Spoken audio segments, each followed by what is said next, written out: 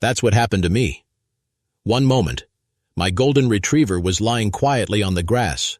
The next, the HOA president was standing over him, pepper spray in her hand. She screamed like he was a wild beast, even though he was wearing his bright yellow vest. Calm, harmless, loyal. Then the cops arrived, 4 of them. She thought they came to help her. But when the officer opened his mouth, her smile disappeared, and what he said changed everything. Welcome back to HOA Scandals, where I share the real stories from behind those perfect suburban lawns. My name is Mark. I live in a quiet cul-de-sac in Ohio. I'm a veteran, a father, and I rely on my service dog every single day. I thought moving here would give me peace. But instead, I found myself in the middle of an HOA war. And it all began with one woman and her obsession with control. I thought moving here would give me peace. But instead, I found myself in the middle of an HOA war. And it all began with one woman and her obsession with control. It started small, the kind of thing you almost laugh at, the kind of thing you tell your friends at dinner, and everyone shakes their heads and says, "Wow, sounds like you've got a real Karen in your neighborhood." My first week here, I was walking my golden retriever down the street. He wore his bright yellow vest, the one that says, "Service Dog." He wasn't pulling, he wasn't barking, he wasn't doing anything wrong. He was just walking beside me, calm and steady, like always. That's when I saw her, the HOA president, the woman who seemed to float around the neighborhood like she owned it all. Her hair was neat, too neat, like every single strand was fighting for attention. Her smile was wide, but her eyes never smiled. She looked at me. No, she looked at him, and her lips tightened. "You can't have that here," she said. "No good morning, no welcome to the neighborhood." Just that. I asked her what she meant. She pointed at my dog. "This is a family neighborhood. No dangerous animals allowed." Dangerous animals. My dog, the one trained to calm me when I felt panic, the one who lay by my bed when nightmares shook me awake, the one who had never growled at anyone in his life. I laughed, softly at first, thinking maybe it was a joke, but she didn't laugh back. Her face turned red, and she leaned closer. "I'll be watching you," she whispered, and she was right. She did watch me. Every single day, I saw her peeking from behind her curtains when I stepped outside. I saw her car slow down when I walked my dog on the sidewalk. Sometimes she even took pictures with her phone, like she was building a case against us. At first, I tried to ignore it. I told myself, this is just HOA politics. She's probably lonely or bored. But then the letters started. Notes slipped under my door, printed warnings left in my mailbox. One even taped to my trash can so the whole street could see. Each one said the same thing. Remove the dog or face fines. It didn't matter how many times I told her he was a service dog. It didn't matter that it was federal law. She didn't care about the law. She only cared about her rules. Weeks went by, and the tension grew. Neighbors started whispering when I passed. Some avoided eye contact. Others asked quietly, "What's going on between you and the HOA president?" I didn't know what to say, because honestly, I didn't understand it myself. Why was she so obsessed with me? Or was it him she hated? One afternoon, I found her standing on my lawn. No knock, no permission, just standing there with a clipboard in her hand, scribbling notes. I opened the door and asked her what she was doing. She didn't even look up. "Documenting violations," she said. Violations. I looked around. My grass was cut. My mailbox was the right height. My trash cans were out of sight. There was no thing wrong, except in her eyes. The dog. I wanted to yell at her. I wanted to call the police myself, but I didn't. Because deep down, I thought maybe it would stop. Maybe she would get tired. But I was wrong. It only got worse. And every time my dog lay in the grass, calm and harmless, she acted like he was a monster waiting to attack. It was insane. But it was real. And here's the thing. If someone in power decides you're the enemy, even if you've done nothing wrong, they will find a way to make your life miserable. That's what she did. Every knock on my door, I wondered if it was her. Every letter in my mailbox, I wondered if it was another warning. Every walk with my dog, I felt her eyes burning into my back, and I kept asking myself, how far would she go? Would she really try to hurt him? Or was this all just a sick game to her? I wish it had stayed a game. But the day she pulled out that spray bottle, I knew. She wasn't just playing anymore. After that day on my lawn, I knew she wasn't going to stop. The notes became louder, not in sound, but in tone. The words sharper, the threats clearer. Remove the dog or fines will double. Final warning before legal action. Last chance before the board steps in. Every time I read them, my chest burned with anger, but I tried to stay calm because that's what my dog did for me. He was my balance, my anchor. He was the reason I could sleep at night and wake up in the morning without fear, but she wanted to take that from me. The strange part was, she wasn't subtle. She wanted me to know she was behind everything. Her handwriting on the notes, her signature at the bottom of the warnings, her car parked across from my house every evening. Headlights off, just watching. Sometimes, I wondered if anyone else saw it. Did the neighbors notice? Or were they all too scared of her too? Because in this neighborhood, she wasn't just another person. She was the HOA president, the one who sent fines for weeds in your garden, the one who made you repaint your door if the shade of blue wasn't approved, the one who bragged at block parties that nobody dared to cross her. She had power, and she loved showing it. But what she didn't expect was that the more she pushed, the stronger I became. One Saturday morning, I was walking my dog down the sidewalk. It was quiet, kids riding bikes, sprinklers watering lawns, and then her car pulled up beside me. She rolled down the window, and before I could even say a word, she started yelling, "You think you're above the rules? You think that stupid vest makes you special? You're not the only one who lives here." I kept walking. My dog stayed calm beside me, but her car crept forward, following us. Neighbors peeked out from behind their curtains. No one stepped outside. No one said a word. Finally, I turned to her. "Call whoever you want," I said. "He's not going anywhere." Her eyes narrowed. Her lips curled into a smile that wasn't a smile, and she whispered, "You'll regret this." The next day, an envelope showed up in my mailbox. Not the usual printed warning. This one was handwritten, and it only had 3 words. "Remove it now." No signature, no address, just those words. In her sharp handwriting, I showed it to a friend down the street. He shook his head and told me, "You should file a complaint." But I knew how it would go. The HOA board was made up of her friends, her loyal followers, people who nodded whenever she spoke, people who feared her more than they respected her. So I kept quiet. I told myself I could handle it, that it would pass, but it didn't pass. It grew darker. A week later, I caught her standing on the sidewalk near my house. She wasn't alone. She had 2 board members with her, clipboards in their hands. They pointed at my yard, at my porch, at my mailbox, writing notes like investigators at a crime scene. I walked outside and asked what they were doing. She smirked. "Inspecting violations," she said. I asked what violations. She pointed at my dog, lying peacefully in the grass. "The booger," she said. "The biggest violation of all." That was it. That was her entire mission. Not the grass, not the mailbox, not the porch, just him. I clenched my fists, but said nothing because I knew that's what she wanted. She wanted me to explode. She wanted me to snap, so she could use it against me. So I stayed quiet. But inside, I was boiling. The days blurred together after that. More notes, more warnings, more looks from neighbors who didn't know what to say. Some gave me sympathetic nods. Others just avoided me, because nobody wanted to be on her bad side. And then, it happened. It was late afternoon, the sun was soft, kids were playing in the street, and my dog was lying in the front yard, his head resting on his paws. I sat on the porch with a book, trying to ignore the world. That's when I saw her walking up the street, fast, determined, her eyes locked on me. At first, I thought it was another argument, another round of shouting, but then I noticed her hand. She was holding something, a small can, silver with a black cap. My stomach dropped. I knew what it was. She stormed onto my lawn without hesitation. No greeting, no warning, just rage. "This dog is dangerous," she shouted, before I could stand, before I could speak.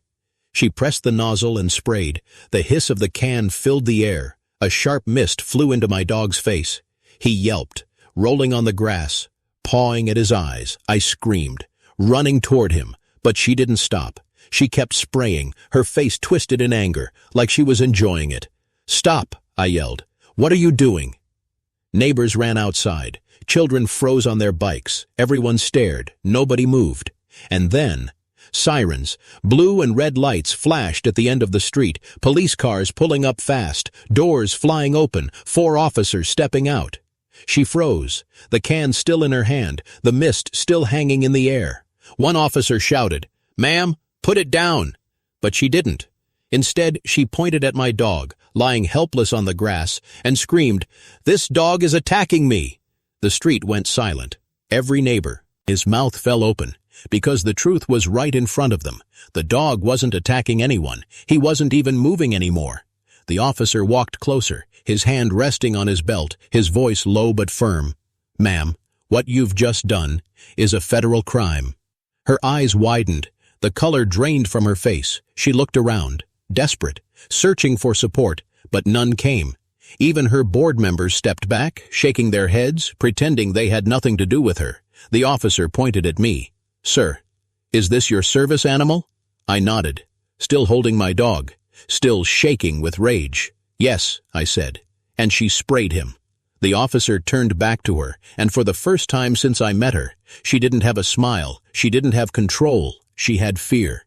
The moment the officer said those words, "This is a federal crime," everything around me went still. The street was silent. Even the kids who had been laughing and riding their bikes stopped moving. Neighbors stood frozen on their porches, staring. Nobody blinked. Nobody breathed. She did, though. The HOA president. The woman who had made my life hell. She blinked fast, her lips trembling, her fingers still clutching the spray can, like she didn't know how to let it go. The officer's voice cut through the silence. "Ma'am, put it down." Slow, sharp, final. She dropped it. The can hit the pavement with a dull clink, and for the first time since I had moved into this neighborhood, she looked small, her shoulders hunched, her perfect smile gone, her eyes darting left and right, searching for someone to defend her. But nobody did. Not this time. The officer turned to me. "Sir, is your dog all right?" I held him close.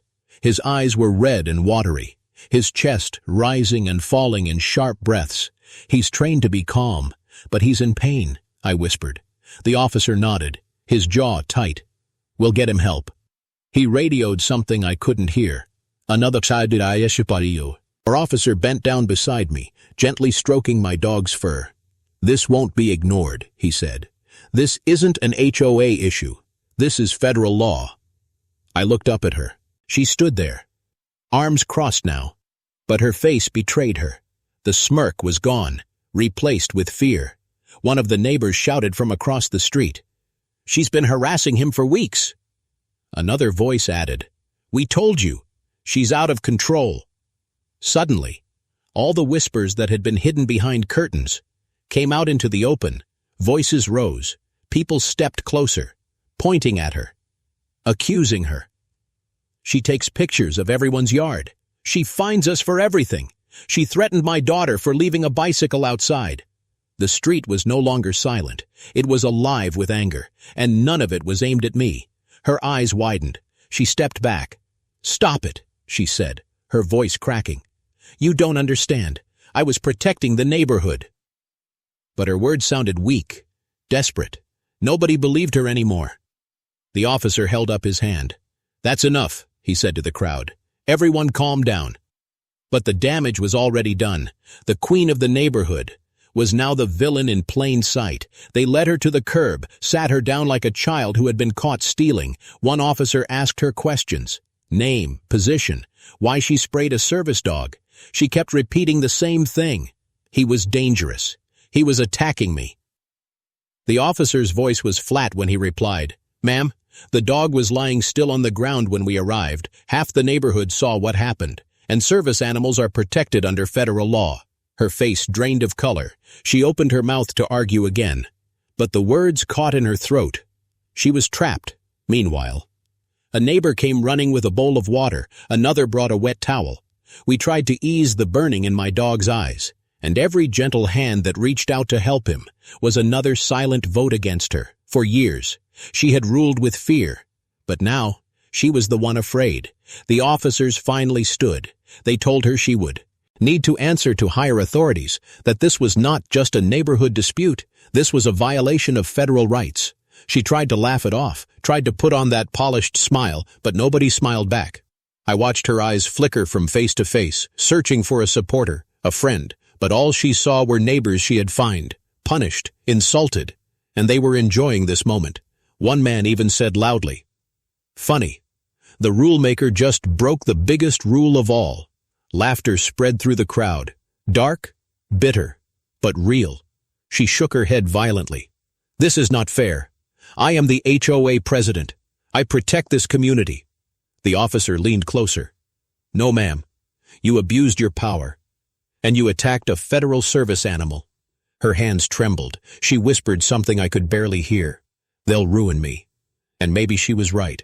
Because in that moment, I realized something. This wasn't just about me. This wasn't just about my dog.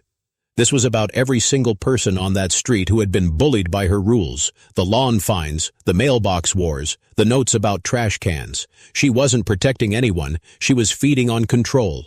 And now, the control was gone. The officers finally left with her information. One of them told me I might need to testify if charges went forward. I nodded. My dog pressed against my leg, still shaky, but safe. As the police cars pulled away, the neighbors didn't leave.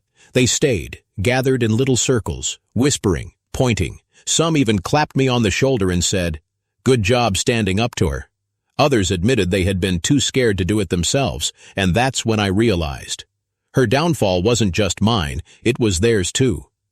That night, I sat on my porch with my dog curled beside me. The neighborhood was quiet, too quiet, but for the first time since I had moved in, I didn't feel alone, because now, everyone had seen her true face, the neat. Next morning, I woke to another envelope in my mailbox, but this one wasn't from her. It was from the board, a letter apologizing for her actions, claiming she had acted alone, promising steps would be taken.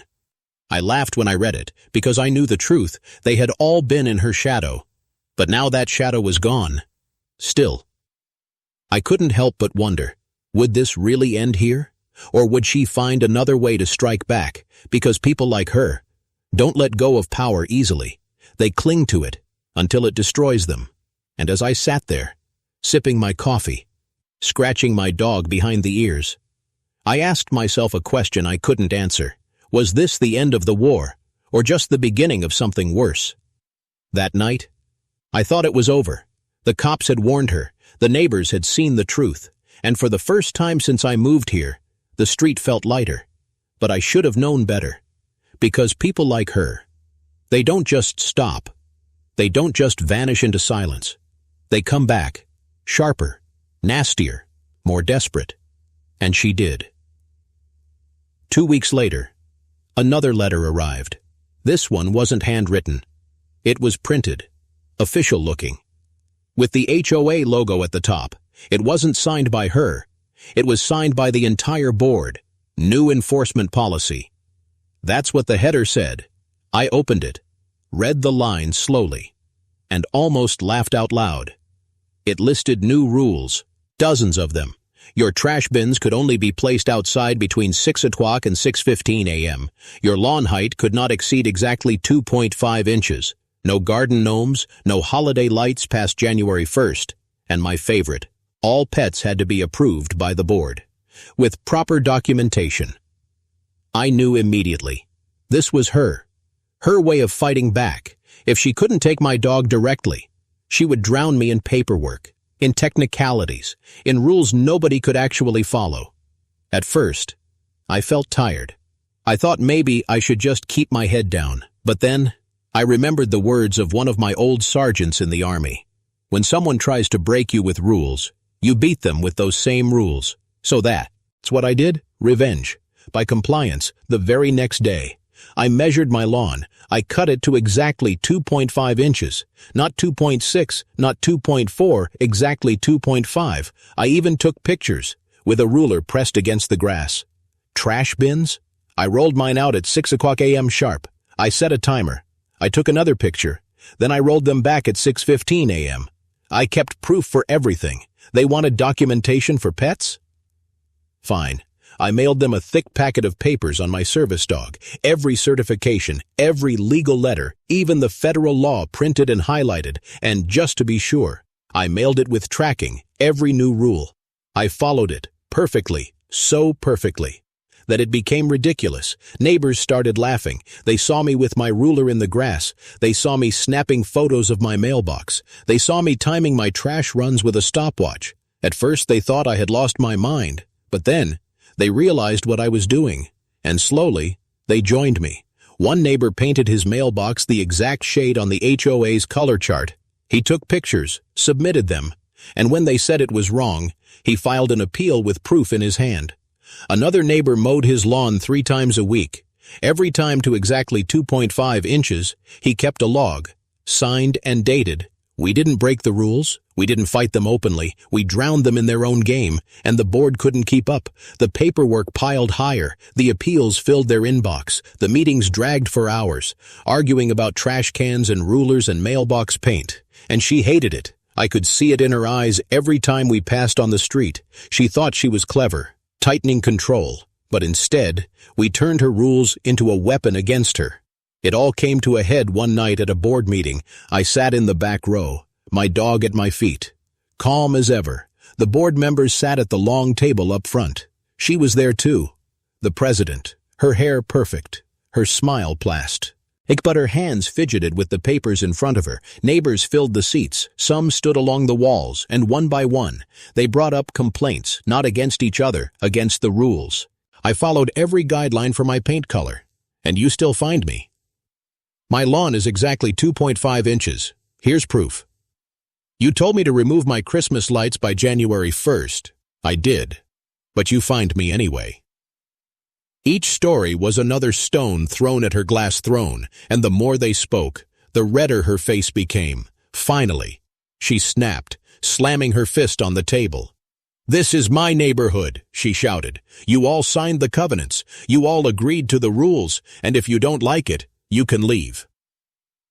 The room went silent, and then someone laughed, loud, clear, cutting through the tension. More laughter followed, because everyone realized she had lost it. Her power, her control, her perfect mask, shattered. The vice president of the board leaned into his microphone. "Actually, we can vote." Her head whipped toward him. "What?" she spat. He repeated calmly. "We can vote to remove you as president." Gasps filled the room. Whispers spread. Neighbors nodding.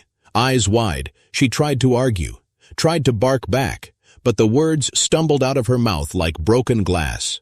And right then, in that tiny community center room, the war she started ended. Not with me shouting, not with me fighting, but with her own neighbors turning against her. The vote was quick. The board raised their hands. The majority was clear. She was out. She sat there, pale, frozen, her mouth opening and closing like she had forgotten how to breathe. For years, she had been the queen of this neighborhood, and in one night, she lost it all. I should have felt relief, and I did, but I also felt something else. Pity, because in the end, she wasn't just a bully. She was a lonely woman who thought control meant respect, but all it got her was fear. And fear never lasts forever. I walked home that night with my dog trotting beside me. Neighbors smiled, clapped me on the shoulder. Some even said thank you. But I didn't do it alone. We all did. Together, the next morning, I saw her house. The blinds were shut, the driveway empty, and for the first time, I realized I might never see her again. Maybe she moved away. Maybe she stayed inside, too ashamed to face anyone. I didn't care. Because for once, the street felt like home. I sat on my porch, sipping coffee, my dog at my feet, the sun warm on my face, and for the first time since moving in, I felt free. For a while, it felt like peace had returned after the vote, after she lost her crown. The street grew quiet, lawns were still cut short, mailboxes still lined up neat, But there was no more shouting, no more notes, no more late-night cars parked with headlights off. It felt strange, almost too quiet. Neighbors began to act different too. The same people who once avoided me now waved when I passed. Some even stopped to chat. It was like they had all woken up from a long sleep, like the spell of fear had been broken. But peace in suburbia never lasts long. Not when someone like her still lives among you. I hadn't seen her for weeks. Her blinds stayed closed. Her driveway stayed empty. No cars. No visitors. It was as if she had vanished inside her house. But I knew she hadn't left, because sometimes, late at night, I'd catch the faint glow of a lamp flickering in her window, a shadow pacing back and forth, and every time I saw it, I felt that old chill run through me. Then one morning, another letter arrived. Not from the board this time. This one was thicker, heavier. When I opened it, my hands trembled. It was from her lawyer, a full-page letter, claiming my dog was a danger to the community, that I had caused emotional distress by keeping him, that her reputation had been ruined by false accusations. And now, she was threatening to sue me for damages. My chest burned as I read it, because I knew what this was. It wasn't about the dog, it wasn't about the law, it was about control. She had lost it in the boardroom, so now she was trying to get it back in the courtroom. I sat at my kitchen table with the letter spread out before me. My dog lay at my feet, calm as always.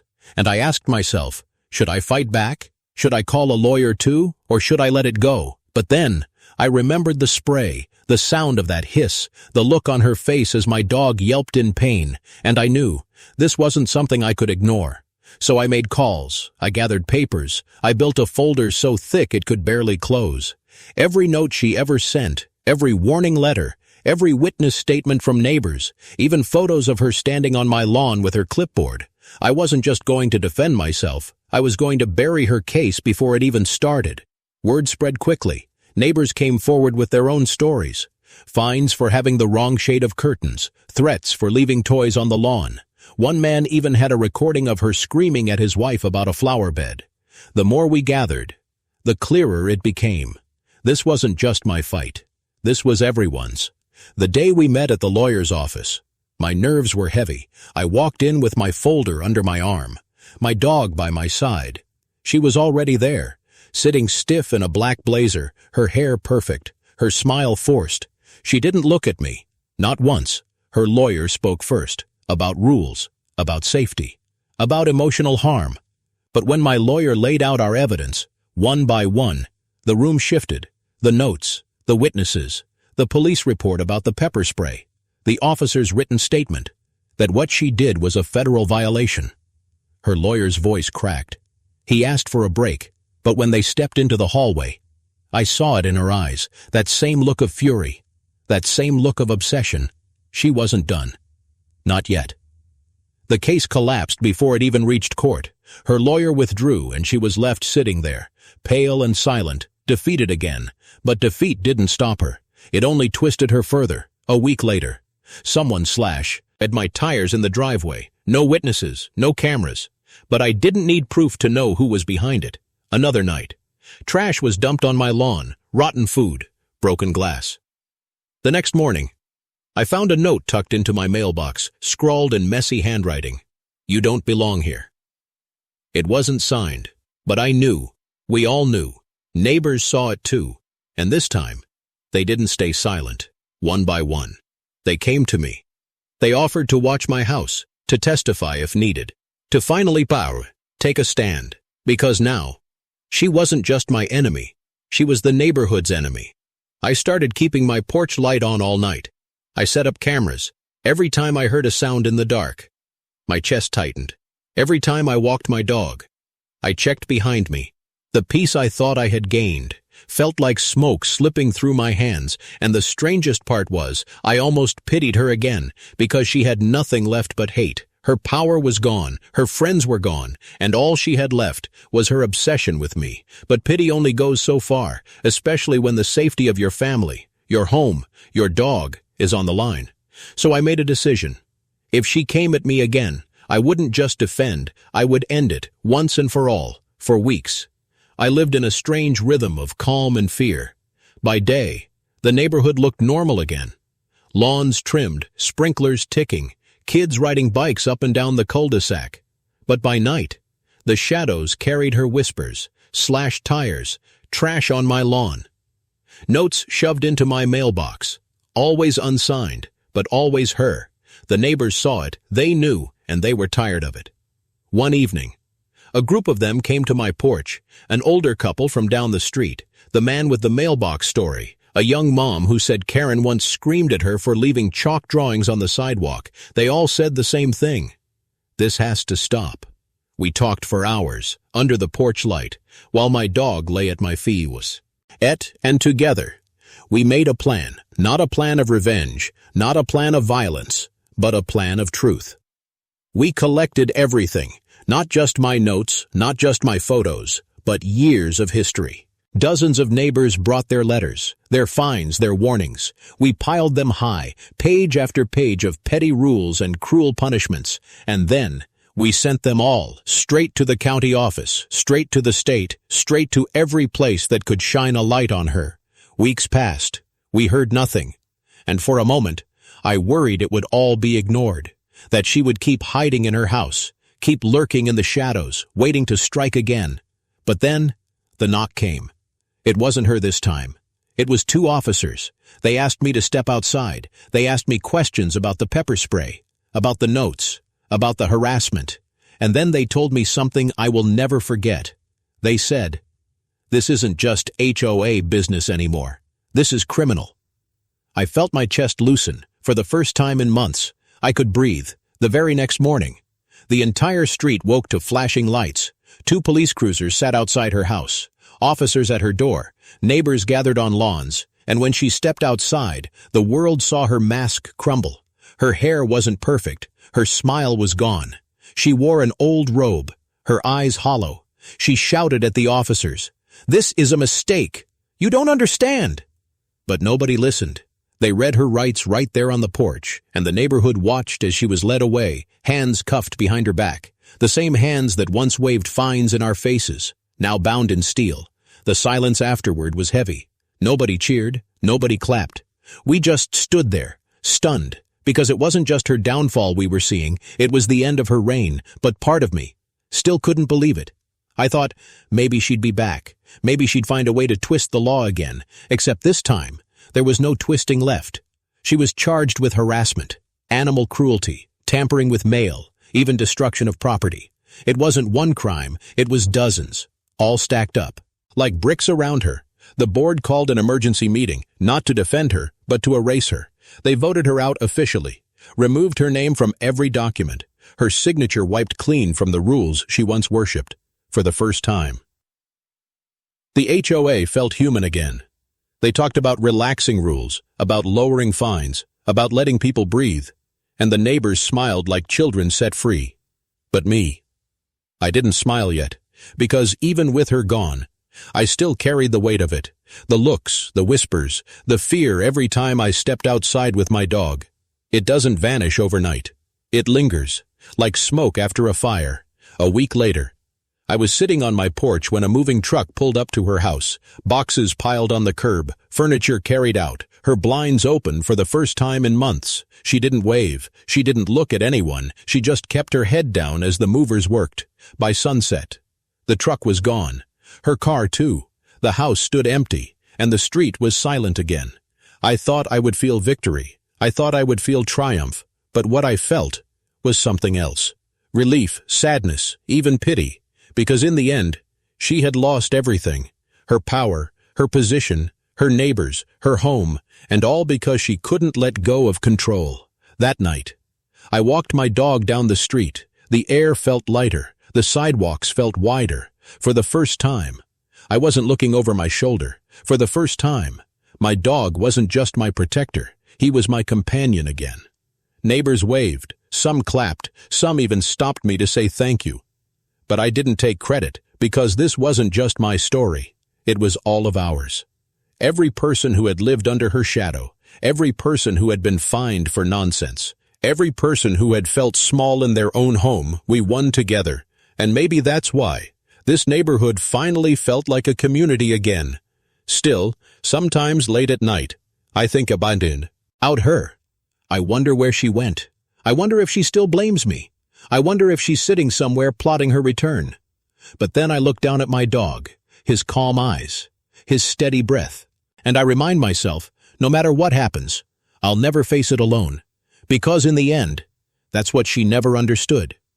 Control isn't power, fear isn't respect, community is. And when people stand together, no HOA tyrant can win. When she left, it felt like the street could finally breathe again.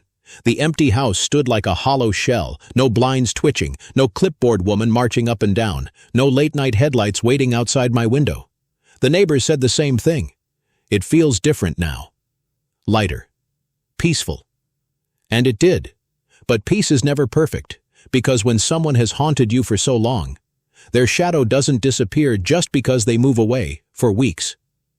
I'd still find myself glancing at her house, expecting to see her face in the window, expecting to hear her voice shouting from the sidewalk, expecting another letter in my mailbox, but none came. Instead, new letters arrived. Not threats, not warnings, but invitations, block parties, community cookouts, HOA meetings that actually felt human. And the strangest part was, people started treating me differently. Not as the outsider, not as the man with the dangerous dog, but as part of the neighborhood. Some even asked me to join the board. They said I'd make it fair again. They said I understood what the community really needed. I laughed at first. The last thing I wanted was to sit in meetings about mailbox paint. But part of me thought, maybe this was how it should end. Not with her shadow still hanging over us, but with someone making sure it never returned. So I said yes. The first meeting I sat in felt strange. I wasn't used to being on the other side of the table, but as neighbors spoke, sharing complaints, sharing hopes, I realized something important. They weren't afraid anymore. They weren't whispering. They weren't hiding. They were finally being heard. And maybe that was the real victory all along. Not her arrest, not her moving away, but this, the freedom to speak, the freedom to live without fear of fines and threats. Still, even as I sat there, listening, nodding, my mind wandered back to her. Where was she now? What was she doing? Did she still think about me? About my dog? Did she still believe she was right, or did she finally understand that she had destroyed herself? I'll never know. But I do know this. Power can twist people. It can turn neighbors into enemies. It can turn a community into a prison, and it can make someone so obsessed with control that they lose everything. And maybe, just maybe, she was proof of that. Because in the end, she didn't lose because I fought her. She didn't lose because the police came. She lost because her own neighbors saw the truth. Because the people she ruled with fear stood together, and that's something no rule book can stop. I wish I could tell you it all ended perfectly, that my dog never flinched again when someone raised a hand near him, that I never looked over my shoulder again at night, that I never thought about her shadow. But that wouldn't be true. Some scars don't heal, some fears don't vanish, and some faces you never forget. Even now, when I hear the hiss of a spray bottle in a grocery store aisle, I freeze for a second. Even now, when I check my mailbox, I half expect to find another warning. Even now, when I walk my dog down the street, I scan the houses, just in case. Because once you've lived under the thumb of someone like her, you never forget what it felt like. But maybe that's not a curse. Maybe it's a lesson. Because now, I know how easy it is for control to slip into cruelty, how fast rules can turn into weapons, how quickly a smile can hide something darker. And I promised myself, if I ever saw it happening again, if I ever saw someone else rise with that same hunger for power, I wouldn't wait this time. I wouldn't hope it would go away. I'd fight from the start, not just for me, not just for my dog, but for the whole community. Because that's what she taught me, in the strangest way, that silence lets bullies grow, that fear feeds tyrants, and that sometimes the only way to save your home is to stand up together. The seasons passed. Her house was sold. A new family moved in. A young couple with 2 little kids. They painted the porch, they planted flowers, and the sound of laughter replaced the silence that used to hang there. One evening, I watched the kids draw with chalk on the sidewalk. Their parents didn't worry about fines. Nobody shouted at them to stop. They just laughed. Their hands covered in color. And for the first time since I moved here, I felt like this was home. I bent down to pet my dog, His calm eyes looked up at me, and I whispered, "We did it, buddy." He wagged his tail, as if he understood. And maybe he did, because he had been there through all of it. The fear, the notes, the spray, the silence, and now, the peace. So maybe this wasn't just my story. Maybe it was his too. The story of a service dog who showed more strength than any human ever could.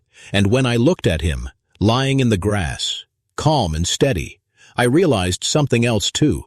That sometimes, justice doesn't come from courtrooms or votes. Sometimes, justice comes from the simple truth finally being seen, and from a community choosing to stand together instead of apart.